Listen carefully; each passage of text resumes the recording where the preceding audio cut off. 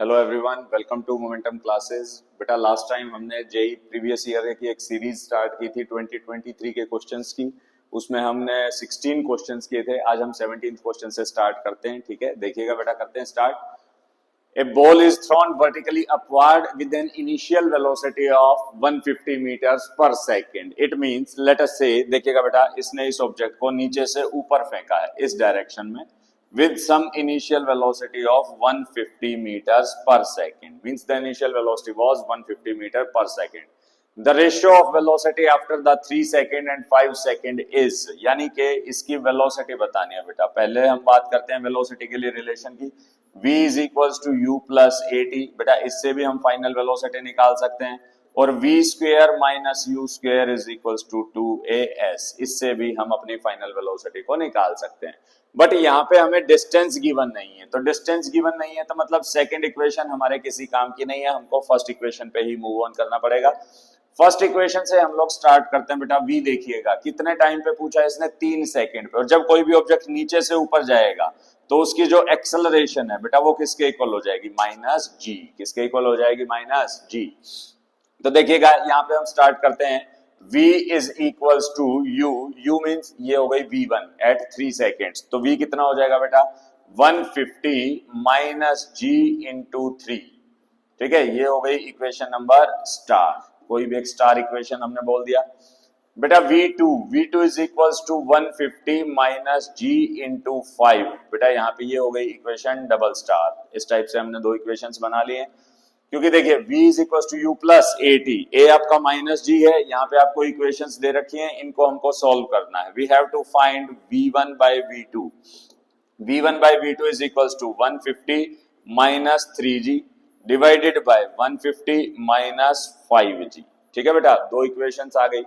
अब यहाँ पे इसने कंडीशन दी है हमको, v की हम वैल्यूज डाल देते हैं। यहाँ पे अगर मैं वैल्यू डालूंगा बेटा, g को 10 ले लेता हूं, तो 150 माइनस 30 यानी कि 120 divided by 150 minus this 50 divide means 100। तो 120 बाय 100, 120 बाय 100 को अगर सोल्व करूंगा तो बेटा कितना आ गया, 12 बाय में 10, 12 बाय 10 मतलब 6 बाय में 5। तो यानी कि यहाँ से ये आंसर आ गया। अब 6 बाय 5 को अगर मैं लिखना चाहूं तो मैं कैसे लिख सकता हूं, क्योंकि देखिए इसने हमको आंसर पूछा है x प्लस 1 बाय x की टर्म्स में। अगर मैं यहाँ पे एलसीएम ले लूं तो बेटा 5 और ऊपर आ जाएगा आपका 5 प्लस 1। यहाँ से इसने x की वैल्यू पूछी है इंटीजर फॉर्म में, तो x किसके इक्वल आ गया बेटा, 5। तो यानी कि according to this equation x will become equals to 5, so we can say that the option C is the correct answer। ये आपका अप्रैल शिफ्ट का क्वेश्चन था बेटा 2023 का। इसमें आपका ऑप्शन आएगा ऑप्शन नंबर सी। तो ये हमारा क्वेश्चन था, क्वेश्चन नंबर 17। नेक्स्ट क्वेश्चन पे मूव ऑन करते हैं बेटा। देखिएगा, for a train engine moving with the speed of 20 meter per second, driver must apply brakes at a distance of 500 meter before the station for the train to come to rest at the station। यानी कि अगर एक train चल रही है बेटा और इस स्पीड के साथ चल रही है तो उसको है ना 500 मीटर पहले ब्रेक्स अप्लाई करने पड़ेंगे उसको रोकने के लिए। If the brakes were applied at half of this distance, यानी कि आधे डिस्टेंस पे अगर ब्रेक्स को अप्लाई किया गया है तो the train engine would cross the station with root x meters per second. यानी कि उसकी स्पीड बतानी है बेटा आपको, क्या स्पीड होगी। ठीक है, तो स्पीड के लिए हम बात करते हैं। Let us say initial speed of the train. Solution देखते हैं बेटा। Initial speed of the train that is 20 meter per second. Initial speed है इसकी 20 meter per second. It covers a distance of 500 meters after applying brakes। Brakes apply करेगा तो बेटा कुछ ना कुछ रिटार्डेशन होगी। रिटार्डेशन हमें नहीं पता है, लेकिन इसकी फाइनल स्पीड पक्का पता है, वो कितनी हो जाएगी, 0 up to a distance of 500 meter. तो यहां से हमारे पास एक्सेलरेशन आ जाएगी। एक्सेलरेशन की हम लोग बात करते हैं। अब देखिएगा यहाँ पे बेटा डिस्टेंस गिवन है, तो डिस्टेंस वाली इक्वेशन अप्लाई कर देते हैं, है ना। जैसे कि हमने लास्ट क्वेश्चन में देखा था, v is equal to u plus a t put किया था, लेकिन यहाँ पे कौन सी इक्वेशन पुट करेंगे, v square minus u square is equal to 2as। तो बेटा v हो गया आपका 0, u हो गया आपका 20, 20 का स्क्वायर हो गया बेटा 400, तो 2 इंटू एक्सेलरेशन इंटू 500। तो बेटा यहां से रिलेशन आ गया आपका -400 डिवाइडेड बाय में 1000 इज इक्वल्स टू एक्सेलरेशन, 2 0 से 2 0, यानी कि जो आपकी एक्सेलरेशन आई बेटा वो आ गई -0.4 मीटर पर सेकेंड स्क्वायर। तो ये आपकी एक्सेलरेशन आ गई है। इस एक्सेलरेशन के बाद हम लोग बात करते हैं बेटा यहां से हमें वेलोसिटी फाइंड करनी है कि अगर मान लीजिए ये आधे डिस्टेंस पे इसने अप्लाई किया, यानी कि at a distance of 250 meters, तो 250 मीटर्स पे वेलोसिटी क्या होगी। अब ऑब्वियस सी बात है, एक्सेलरेशन तो सेम है क्योंकि ब्रेक्स तो उसी ने अप्लाई किए हैं जिसने भी फोर्स अप्लाई किया, और फोर्स आपका सेम है तो मतलब एक्सेलरेशन भी आपकी सेम होगी। तो यहाँ पे अब की बार हमें डिस्टेंस की इक्वेशन चाहिए, तो बेटा v square minus u square is equals to 2as, ठीक है। यहाँ पे हम इसके अंदर इक्वेशन में अप्लाई करते हैं तो v की वैल्यू हमें फाइंड करनी है। u आपका था फिर से वही 400, 2 इंटू में एक्सेलरेशन, एक्सेलरेशन होगी बेटा माइनस ऑफ 0.4 और इंटू में आ गया आपका s, और s कितना है यहाँ पे आपका 250, s कितना है बेटा 250, तो इस टाइप से है। तो यहाँ पे देखिएगा v square is equals to 400 plus ये 400 को हम इधर ले आए तो कितना आ गया 250 इंटू में 2 500, 500 इंटू में 4, बेटा ये आ गया आपका माइनस 500, एक मिनट, 500 इंटू में आ गया आपका 0.4, तो इस टाइप से आ गया। इसको कैलकुलेट करेंगे बेटा, यहाँ पे इक्वेशन आ गई 400 माइनस बेटा 200, ठीक है। 400 माइनस 200 मतलब 200, तो v स्क्वेयर आ गया बेटा आपका 200, तो v कितना आ गया under the root 200, under the root 200 meter per second. तो v इसने कितना बोला है under the root x meter per second, तो value of x is equals to root 200, तो बेटा ये आंसर आ गया।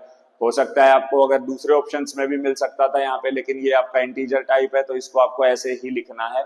वैसे आपका ऑप्शन 10√2 भी हो सकता है, ठीक है, क्योंकि आप 200 को सॉल्व करेंगे तो वो 10√2 ही आपको रिप्रेजेंट करेगा। तो ये हमारा क्वेश्चन था, क्वेश्चन नंबर 18। नेक्स्ट पे मूव ऑन करते हैं बेटा, क्वेश्चन नंबर 19। 19 पे हम स्टार्ट करते हैं, two forces having magnitude a and a by 2 are perpendicular to each other, तो magnitude of their resultant, resultant का magnitude बताना है बेटा। आप एक बात बताइए, resultant को आप कैसे फाइंड करते हैं। resultant is equals to a square plus b square plus 2ab cos theta under the root, ये हमारी कंडीशन होती है बेटा रिजल्टेंट के लिए। तो रिजल्टेंट के लिए हम इसके ऊपर फोर्सेस की कंडीशन देखते हैं। देखिएगा a is equals to a and b is equals to a by 2 and theta between the two vectors is equals to 90 degree, यानी कि परपेंडिकुलर है, a by 2 है, a है, ये इसने मैग्नीट्यूड दे रखे हैं, रिजल्टेंट बताना है बेटा। यहाँ पे पुट कर देंगे तो r बेसिकली किसके इक्वल हो गया a स्क्वायर प्लस b किसके इक्वल हो गया बेटा a स्क्वायर बाय 4 और प्लस में cos 90 यानी कि 0, 0 इंटू समथिंग 0, तो बेटा ये आ गया आपका 5a square by 4 under the root. अगर रूट को सॉल्व करते हैं बेटा तो r किसके इक्वल आ गया under the root 5a by 2, तो मतलब ऑप्शन आ गया आपका option number D. So option D is the correct answer. तो इसका आंसर होगा ऑप्शन डी। ये भी आपका अप्रैल शिफ्ट का क्वेश्चन था, वेक्टर से ये क्वेश्चन था, तो वेक्टर्स का ये आएगा answer D, root 5a by 2। Next question पे मूव ऑन करते हैं बेटा, question number 20। When vector A is subtracted from the vector B, it gives a vector equals to this। देखिएगा यहाँ पे आपने बोला है कि एक वेक्टर आपके पास वेक्टर B है, एक वेक्टर आपके पास वेक्टर A था। Vector A is subtracted from vector B, यानी कि B माइनस A आपने किया, तो आपके पास बेटा जो रिजल्टेंट आया वो किसके इक्वल आ गया 2j cap. Then the magnitude of vector B, आपको B का मैग्नीट्यूड निकालना है। A वेक्टर आपके पास गिवन है, A vector is equals to 2i cap plus 3j cap और प्लस 2k कैप।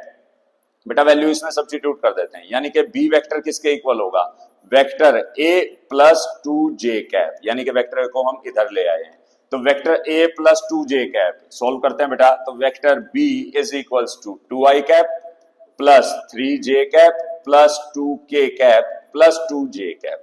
इसको अगर सॉल्व करेंगे बेटा देखिएगा तो vector b is equals to 2i cap 3 plus 2 यानी कि बेटा 5j cap and plus 2k cap, तो ये आ गया आपके पास वेक्टर b।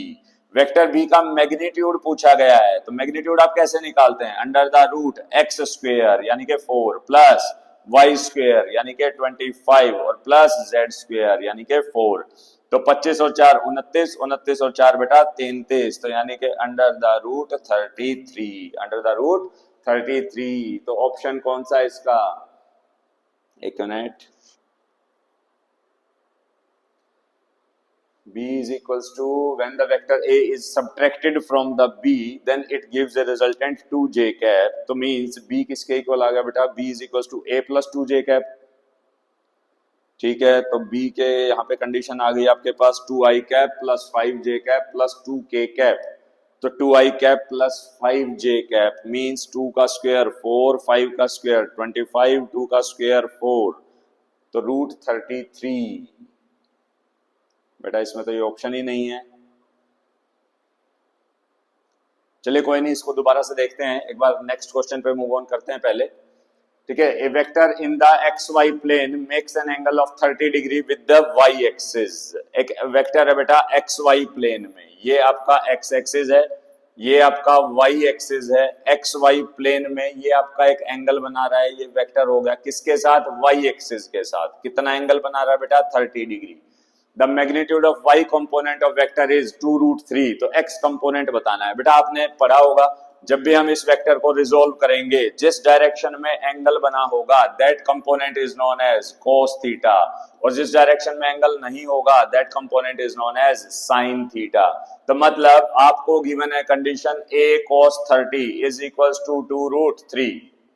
cos 30 कितना होता है बेटा, √3/2। तो इसकी वैल्यू हम पुट कर लेते हैं, तो यानी कि ये वैल्यू आ गई आपके पास इतनी। तो a कितना आ गया, √3 से √3 कैंसिल, तो means a is equals to 4। a की जो वैल्यू आएगी बेटा वो आ गई 4। अब हमें निकालना है इसका हॉरिजॉन्टल कंपोनेंट यानी कि a sin theta. a sin theta कितना होगा, 4 इंटू में sin 30, और sin 30 कितना होता है बेटा 1/2। तो 1/2 हो गया तो कितना हो गया आपका 2, यानी कि जो इसका मैग्नीट्यूड आ गया वो आ गया आपका 2। So option C is the correct answer.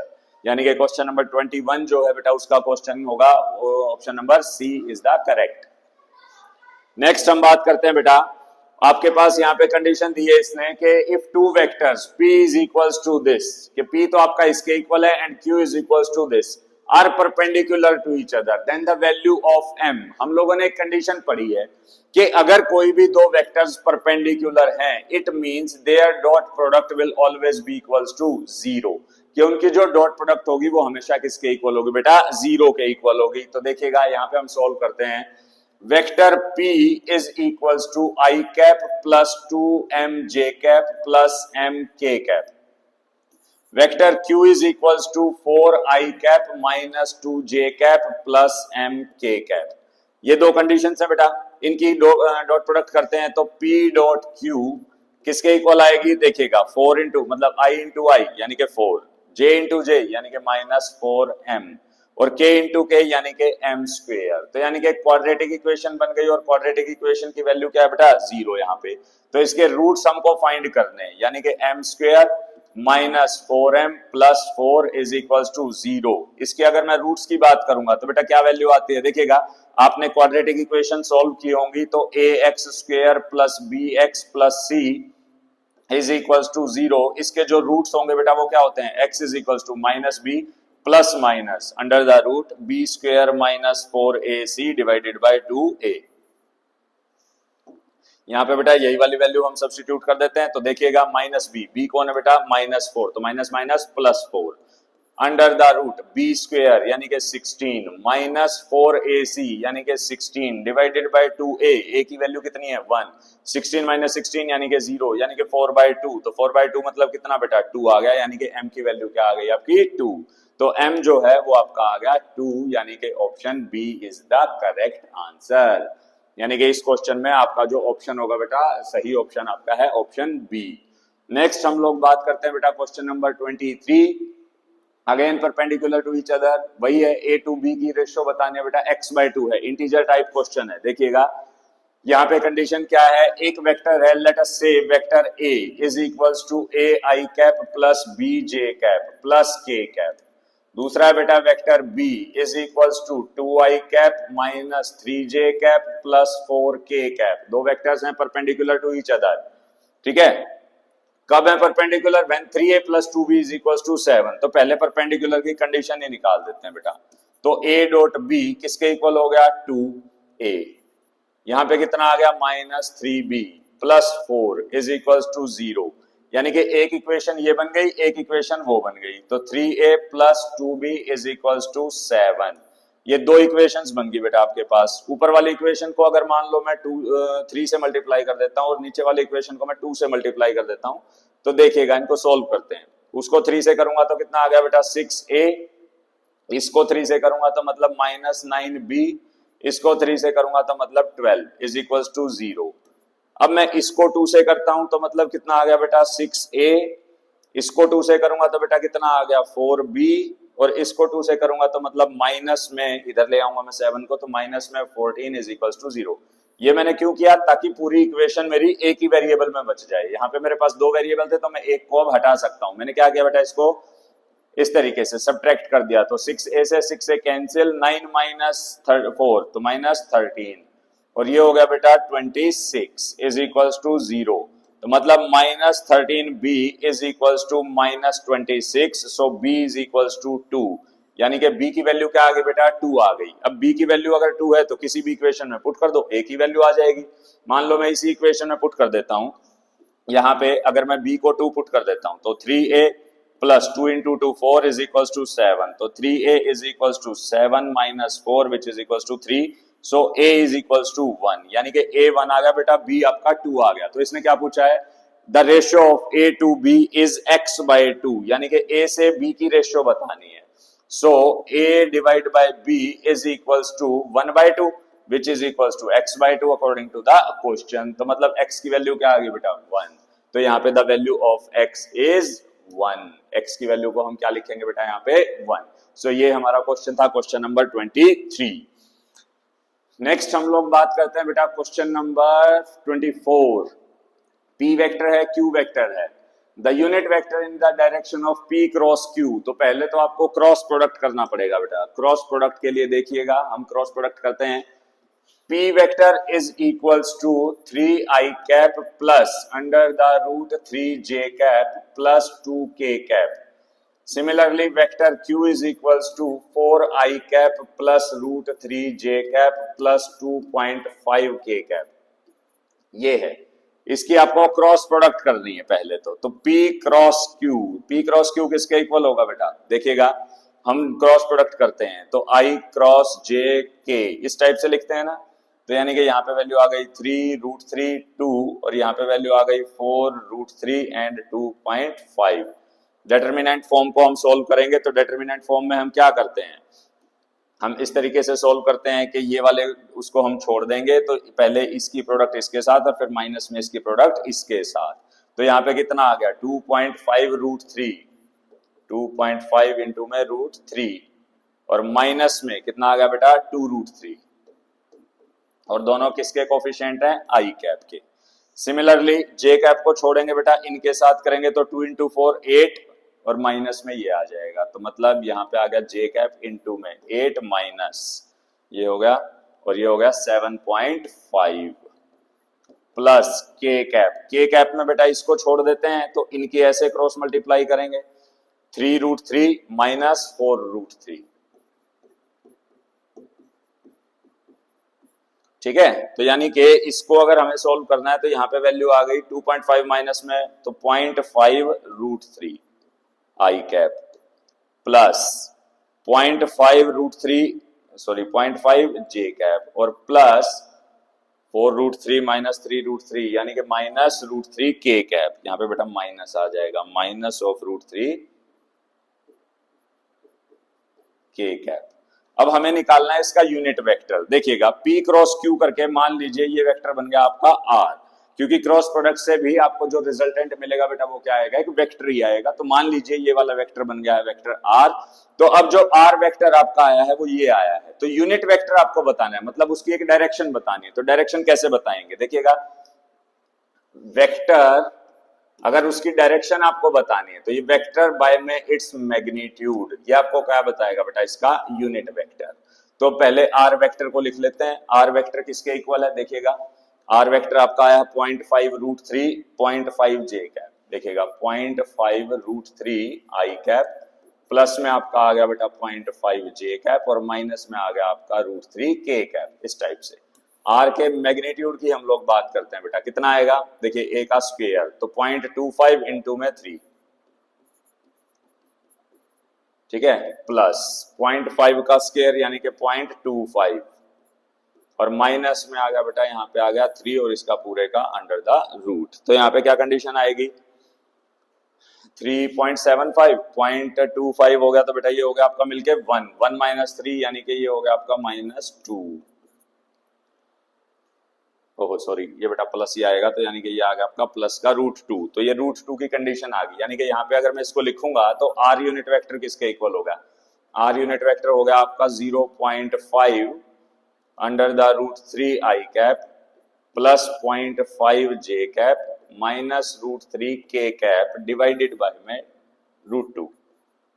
ठीक है, ऑप्शंस क्या है इसके? अच्छा ऑप्शंस नहीं है ये, तो है इसका 1/x √3 i cap plus j cap और -2 √3 k कैप। यानी कि इसको अगर हमें लिखना है तो इसको दूसरी फॉर्म में लिखना पड़ेगा। तो यहाँ पे जो आपका डायरेक्शन दे रखी है वो कौन सी है बेटा? 1/x इंटू में √3 i कैप प्लस आपका j कैप, प्लस आपका j कैप और माइनस में 2 √3 k कैप। यानी कि प्लस हो गया बेटा आपका j कैप और माइनस में हो गया आपका √3 k कैप।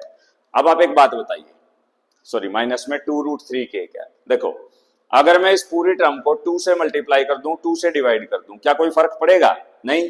तो मान लीजिए मैं इसको 2 से मल्टीप्लाई कर देता हूं, 2 से डिवाइड कर देता हूं, तो ये वाली इक्वेशन क्या बन जाएगी? 0.5 इंटू 2 कितना आ गया बेटा? 1, यानी कि √3 i कैप। 0.5 इंटू 2 यानी कि 1 यानी कि j कैप, और माइनस में आ गया बेटा आपका 2 √3 k कैप, है ना। और नीचे क्या आ गया बेटा आपका 2 √2, क्या वैल्यू आ गई? 2 √2। तो देखो यही वाली इक्वेशन इसके साथ मैच कर रही है ना। अब इसमें सिर्फ x की वैल्यू आपको बतानी है, तो मतलब x बेसिकली आपका किसके इक्वल आ गया है? 2 √2, यानी कि the value of x is becomes 2 √2। तो बेटा ये आपका आंसर आ गया है, तो यानी कि ये वैल्यू थी, the value of x becomes 2 √2। तो ये आपका क्वेश्चन था, क्वेश्चन नंबर 24।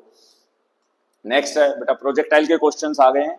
प्रोजेक्टाइल आपको नेक्स्ट टाइम कराएंगे। एक क्वेश्चन मैं दोबारा से वो देख लेता हूं जो अपना पहले रह गया था, एक बार उसको दोबारा से सोल्व करके देखते हैं। ठीक है, इसने बोला है कि वेक्टर ए है 20th question 2i cap plus 3j cap plus 2k cap is subtracted from the vector B, यानी कि ए को बी से सब्ट्रैक्ट किया गया है। ठीक है, b माइनस ए और रिजल्टेंट आ गया बेटा आपका 2j। It gives a vector equals to 2j। ठीक है, magnitude of the vector b will be, तो b का मैग्नीट्यूड बताना है। वेक्टर a ये है, b माइनस a आपका 2j है, तो b आपका a प्लस 2j हो गया। ठीक है बेटा, ये कंडीशन आ गई a plus 2j, a plus 2j से आपकी ये वाली वैल्यू आ गई, यानी कि ये आ गया। तो बेटा ठीक है, √33 ही आएगा, इसका और कोई ऑप्शन नहीं है, यानी कि इसके कहीं ना कहीं ऑप्शन में मिसप्रिंट है। ठीक है, आंसर इसका √33 ही आएगा। क्लियर? तो बेटा होप करते हैं आपको सब समझ में आया होगा। एक बार इसको देखिएगा, सारे के सारे जितने भी क्वेश्चंस किए हैं उनको प्रैक्टिस कीजिएगा दोबारा से। ठीक है, थैंक यू।